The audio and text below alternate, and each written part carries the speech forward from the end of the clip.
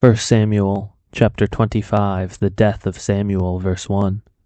Now Samuel died, and all Israel assembled and mourned for him, and they buried him in his house at Ramah. David and Abigail, verse 1. Then David rose and went down to the wilderness of Paran, and there was a man in Maon whose business was in Carmel. The man was very rich. He had 3,000 sheep and 1,000 goats. He was shearing his sheep in Carmel. Now the name of the man was Nabal, and the name of the wife was Abigail. The woman was discerning and beautiful, but the man was harsh and badly behaved. He was a Calebite. David heard in the wilderness that Nabal was shearing his sheep. So David sent 10 young men, and David said to the young men, "Go up to Carmel, and go to Nabal, and greet him in my name, and thus you shall greet him. Peace be to you, and peace be to your house, and peace be to all that you have. I hear that you have shearers. Now your shepherds have been with us, and we did them no harm, and they missed nothing all the time that they were in Carmel. Ask your young men, and they will tell you. Therefore, let my young men find favor in your eyes, for we come on a feast day. Please give us whatever you have at hand to your servants and to your son David." When David's young men came, they said all this to Nabal in the name of David, and then they waited. And Nabal answered David's servants, "Who is David? Who is the son of Jesse? There are many servants these days who are breaking away from their masters. Shall I take my bread and my water and my meat that I have killed for my shearers and give it to men who come from I do not know where?"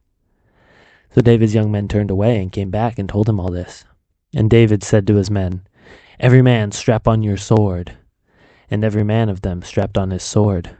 David also strapped on his sword, and about 400 men went up after David, while 200 remained with the baggage. But one of the young men told Abigail, Nabal's wife, "Behold, David sent messengers out of the wilderness to greet our master, and he railed at them.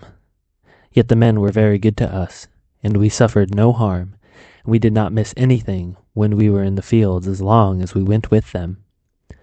They were a wall to us both by day and by night, all the while we were with them keeping the sheep. Now therefore, know this and consider what you shall do, for harm is determined against our master and against all his house, and he is such a worthless man that one cannot speak to him." Then Abigail made haste and took 200 loaves and 2 skins of wine, and 5 sheep already prepared, and 5 seahs of parched grain, and 100 clusters of raisins, and 200 cakes of figs, and laid them on donkeys. And she said to her young men, "Go on before me. Behold, I come after you." But she did not tell her husband Nabal. And as she rose on the donkey and came down under the cover of the mountain, behold, David and his men came down towards her, and she met them. Now David had said, "Surely in vain I have guarded all that this fellow has in the wilderness, so that nothing was missed of all that belongs to him, and he has returned me evil for good. God do so to the enemies of David, and more also, if by morning I leave so much as one male of all who belong to him." When Abigail saw David, she hurried and got down from the donkey and fell before David on her face and bowed to the ground. She fell at his feet and said, "On me alone, my lord, be the guilt. Please let your servant speak in your ears, and hear the words of your servant. Let not my lord regard this worthless fellow Nabal, for he, as his name is, so he is. Nabal is his name, and folly is with him. But I, your servant, did not see the young men of my lord, whom you sent. Now then, my lord, as the Lord lives, and as your soul lives, because the Lord has restrained you from blood guilt, and from saving with your own hand, now then let your enemies, and those who seek to do evil to my lord, be as Nabal. And now let this present that your servant has brought to my lord be given to the young men whom followed my lord. Please forgive the trespass of your servant, for the Lord will certainly make my lord a sure house, because my lord is fighting the battles of the Lord, and the evil shall not be found in you as long as you live. If men rise up to pursue you and seek your life, the life of my lord shall be bound in the bundle of the living, in the care of the Lord your God. And the lives of your enemies he shall sling out as if from the hollow of a sling.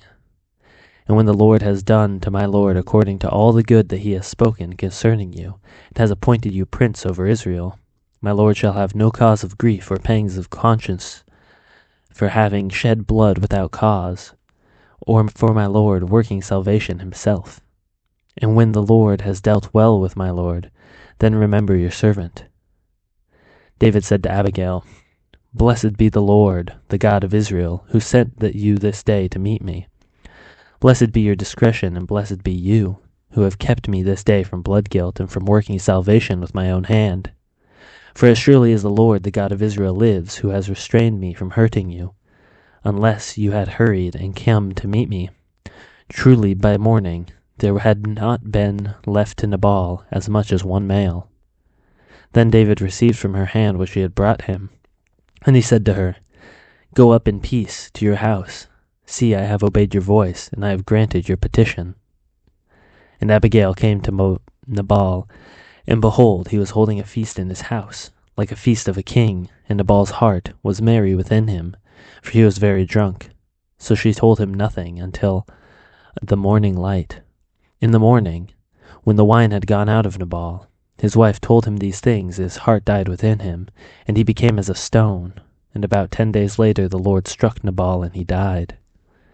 When David heard that Nabal was dead, he said, "Blessed be the Lord, whom has avenged the insult I received at the hand of Nabal, and he has kept back his servant from wrongdoing. The Lord has returned the evil of Nabal on his own head." Then David sent and spoke to Abigail to take her as his wife. When the servants of David came to Abigail at Carmel, they said to her, "David has sent us to you, to take you to him as his wife." And she rose and bowed her face to the ground and said, "Behold, your handmaid is a servant to wash the feet of the servants of my lord." And Abigail hurried and rose and mounted a donkey, and her 5 young women attended her. She followed the messengers of David and became his wife. David also took Ahinoam of Jezreel, and both of them became his wives. Saul had given Michal, his daughter, David's wife, to Palti, the son of Laish, who was of Galium.